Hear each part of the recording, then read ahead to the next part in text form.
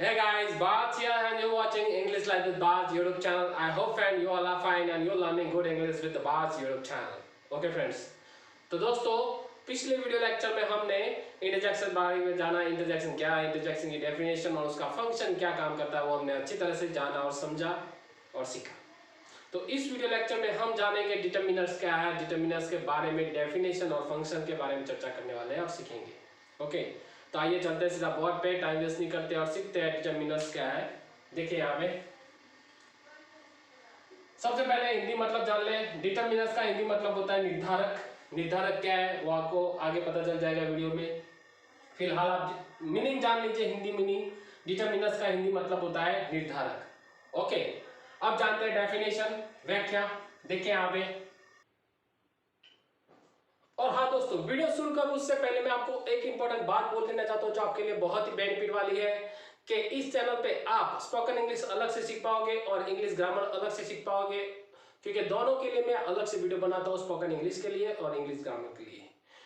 और वो भी आप जीरो लेवल से बॉटम लेवल से आप टॉप लेवल तक आप अच्छे से हर एक चीज को बेसिक लेवल से आप स्ट्रांगली अच्छे से सीख पाओगे, हर एक चीज डिटेल में सीख पाओगे। ओके, तो अगर आप नए हो इस चैनल पे तो चैनल का सब्सक्राइब बटन दबाना ना भूले और साथ ही में बेल आइकन भी दबा दें ताकि हमारा हर एक वीडियो का नोटिफिकेशन आपके तक आता रहे और आप इंग्लिश ग्रामर में मास्टर हो और स्पोकन इंग्लिश में फ्लुएंट हो। ओके, तो सब्सक्राइब बटन दबाना ना भूले।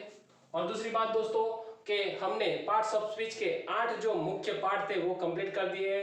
आप चाहे तो डिटर्मिनर और आर्टिकल को आप ऐड कर सकते हैं। ओके, तो ये भी, क्योंकि ये भी एक पार्ट्स ऑफ स्पीच का एक भाग है। ओके, तो आप ऐड कर सकते हो। ओके, तो व्याख्या क्या कहना चाहती है, डेफिनेशन देखिए यहाँ पे।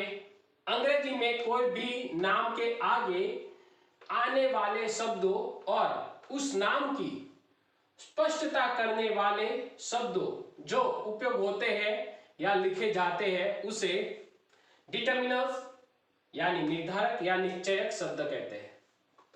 तो इस डेफिनेशन को, व्याख्या को हम अच्छे से समझे तो इसको हम इंग्लिश में ऐसे बोल सकते हैं, determiner is a word which is used to make more clarification and specification about noun, it's called determiner. Okay, तो हम ऐसे इंग्लिश में इसको बोल सकते हैं, लेकिन इसको हमें हिंदी में समझना बहुत ही जरूरी है ताकि हम अच्छे से इसको उपयोग कर पाए हमारा स्पोकन इंग्लिश में, हमारा जो ग्रामर है उसके अंदर, क्योंकि हमें इंग्लिश में अच्छे से समझ नहीं आती ना, इसलिए। ओके, तो इसको हम हिंदी में समझे तो डेफिनेशन, व्याख्या क्या कहना चाहती है कि अंग्रेजी सब्जेक्ट में, यानी अंग्रेजी का जो सब्जेक्ट है उसके वाक्य जो होते हैं, वाक्यों के अंदर जो भी नाम उपयोग होते हैं, नाम यानी नाउन, नाउन कोई भी हो सकता है, नाम कोई भी हो सकता है, किसी व्यक्ति का हो सकता है, कोई प्राणी का हो सकता है, कोई चीज वस्तु का हो सकता है, कोई भी नाम हो सकता है। तो जो भी नाम उपयोग होते हैं या लिखे जाते हैं उसके आगे जो शब्द लिखे जाते हैं, नाम के आगे जो शब्द लिखे जाते हैं या उपयोग होते हैं, या तो जो नाम लिखा गया है उसके बारे में स्पष्टता करने के लिए उस नाम के आगे जो शब्द लिखे जाते हैं उसे हम डिटर्मिनर्स कहते हैं, यानी निश्चय या तो निर्धारक शब्द कहते हैं।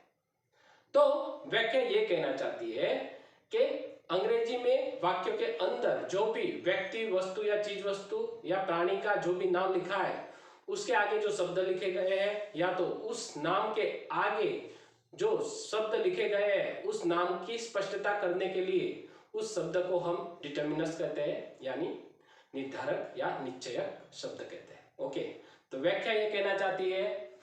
तो फिलहाल आपको पता ना भी चले तो कंफ्यूज मत होना, वीडियो के एंड तक आपको पता चल जाएगा अच्छे से। ओके, तो ये थी डेफिनेशन दोस्तों। अब इसका फंक्शन समझते हैं। देखिए फंक्शन क्या कहना चाहता है। तो फंक्शन क्या कहना चाहता है, देखिए यहाँ पे, अंग्रेजी में कई बार यह स्पष्ट करना आवश्यक होता है कि जो चीज वस्तु या व्यक्ति या किसी प्राणी का नाम लिखा है उस नाम की संख्या या मात्रा कितनी है, या उस नाम की मालिकी किसकी है, या उस नाम का कर्मस्थान, जिसे हम नॉर्मली बोल सकते हैं दिशा, कहाँ है, यानी कौन सा है। तो ये बताने का मुख्य कार्य निर्धारक का होता है, जो व्यक्ति, वस्तु या प्राणी के नाम के आगे खास शब्द लिखा जाता है जिससे हम जान पाते हैं, जैसे many, much, any, each, no, few, little, that, my, your शब्दों से। तो इस फंक्शन को, मुख्य कार्य को हम अच्छे से समझे तो ये कहना चाहता है कि अंग्रेजी के अंदर कई बार ये जानना आवश्यक होता है कि जो भी नाम लिखे जाते हैं, व्यक्ति, वस्तु या प्राणी के जो भी नाम लिखे जाते हैं, तो उस नाम की संख्या कितनी है, मात्रा कितनी है, यानी कितना, कोई व्यक्ति है तो कितने हैं, कोई प्राणी है तो कितना है, कोई चीज वस्तु है, मिल्क है तो कितना है, कोई ऑयल है तो कितना है, ये मात्रा जाननी, संख्या जाननी आवश्यक होती है। तो कई बार उस नाम की मालिकी जाननी जरूरी होती है। कोई चीज वस्तु है, प्राणी है, व्यक्ति है तो किसका है, कोई प्राणी है तो किसका है, कोई चीज वस्तु है, पेन है तो किसकी है। तो ऐसे ये भी जानना जरूरी होता है, मालिकी जाननी जरूरी होती है। तो या तो कई बार कोई व्यक्ति वस्तु का जो भी नाम है उसका कर्म स्थान जानना जरूरी होता है, यानी दिशा जाननी जरूरी है। तो व्यक्ति है तो कहाँ है, कौन सा है, चीज वस्तु है तो कौन सी है, कहाँ है, ये बताना जरूरी होता है, आवश्यक होता है। प्राणी है तो कहाँ है, कौन सा है, तो ये जानना आवश्यक होता है, बताना आवश्यक होता है। तो ये बताने का मुख्य कार्य डिटर्मिनर्स का होता है, निर्धारक का होता है।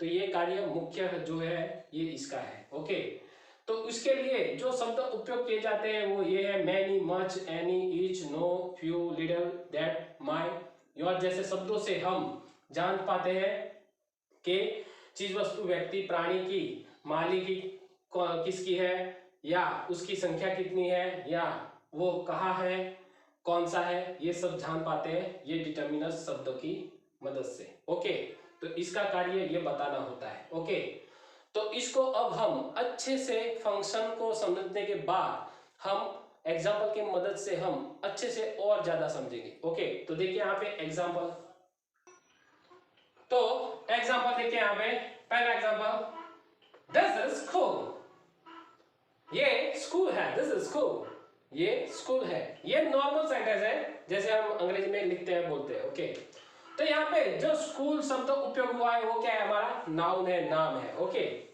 तो ये नॉर्मल सेंटेंस है, हमको पता नहीं है किसके लिए उपयोग हुआ है, किसके लिए, किसके बारे में बोला जा रहा है। ओके, तो अगर मैं यहाँ पे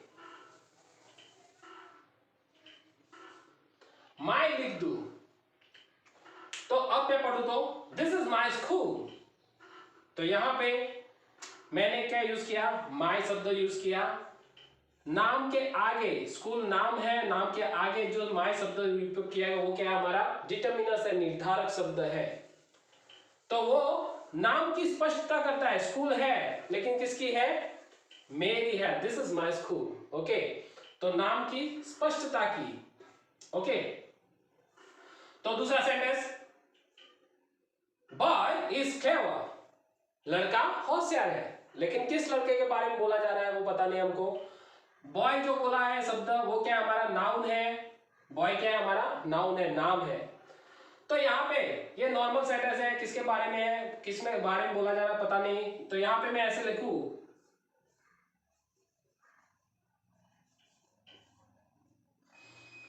दैट, यहाँ पे दैट यूज करता हूं, दैट बॉय इज क्लेवर, वो लड़का होशियार है। तो पहले क्या था, लड़का होशियार है लेकिन कौन है, किसका है वो पता नहीं हमको। यहां बोला है दैट बॉय इज क्लेवर, वो लड़का होशियार है। अब बोला जा रहा है कि वो लड़का होशियार है।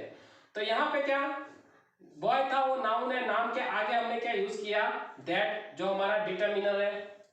क्या है हमारा डिटर्मिनर है, जो बॉय जो नाम है उसकी स्पष्टता करता है, स्पष्टता करता है कि कौन, कहाँ है, किस लड़के के बारे में बोला जा रहा है, दैट बॉय, उसके बारे में बोला जा रहा है। ओके, तो ये वाक्य ये स्पष्टता करता है बॉय के बारे में। तो dogs are in the ground, कुत्ते मैदान में हैं। तो ये एक नॉर्मल सेंटेंस है, नॉर्मल वाक्य है, बताया जा नहीं रहा कि कितने कुत्ते हैं, कहाँ है, कैसे है, वो बताया नहीं जा रहा है, नॉर्मल सेंटेंस है। तो डॉग जो है हमारा वो क्या है, नाउन है, हमारा नाम है। ओके, अगर मैं यहाँ पे डॉग के आगे, नाउन के आगे में मैनी शब्द लिख दूं अगर मैं, तो अब मैं पढ़ू तो many dogs are in the ground, तो बहुत सारे कुत्ते मैदान में हैं।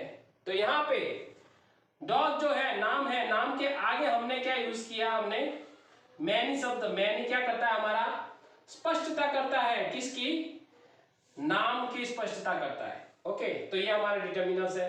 ओके, चौथा सेंटेंस देखें यहाँ पे। तो चौथा सेंटेंस, आई हैव फ्रेंड्स, मेरे मित्र है या मेरे पास मित्र है। ये नॉर्मल सेंटेंस है, बताया नहीं जा रहा है कितने मित्र है, कैसे है, कहां है। तो अगर मैं यहां पे ऐसे लिख दूं,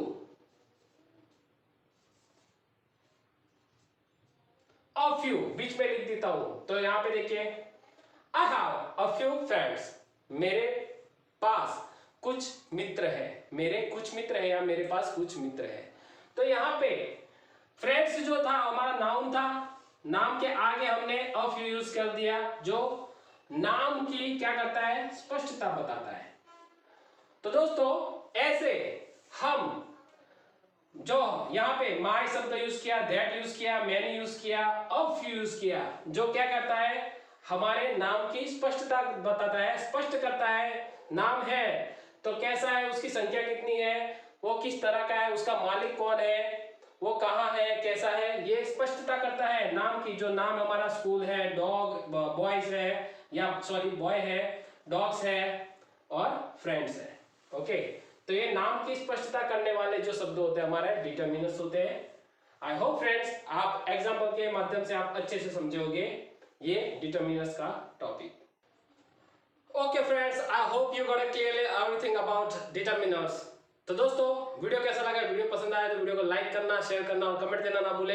अगर आप नए हो इस चैनल पे तो चैनल का सब्सक्राइब बटन दबा देना और साथ ही में बेल आइकन दबाना ना भूले, ताकि हमारा हर एक वीडियो का नोटिफिकेशन आपके तक आता रहे और आप अच्छे से स्पोकन इंग्लिश, इजी इंग्लिश और प्रोफेशनल इंग्लिश सीखते रहे। ओके दोस्तों, तो मिलते हैं अगले वीडियो में, तब तक के लिए बेस्ट ऑफ लक। और अगला हमारा वीडियो होगा, लास्ट वीडियो होगा पार्ट्स ऑफ स्पीच का आर्टिकल। ओके दोस्तों, तो ये देखना ना भूले।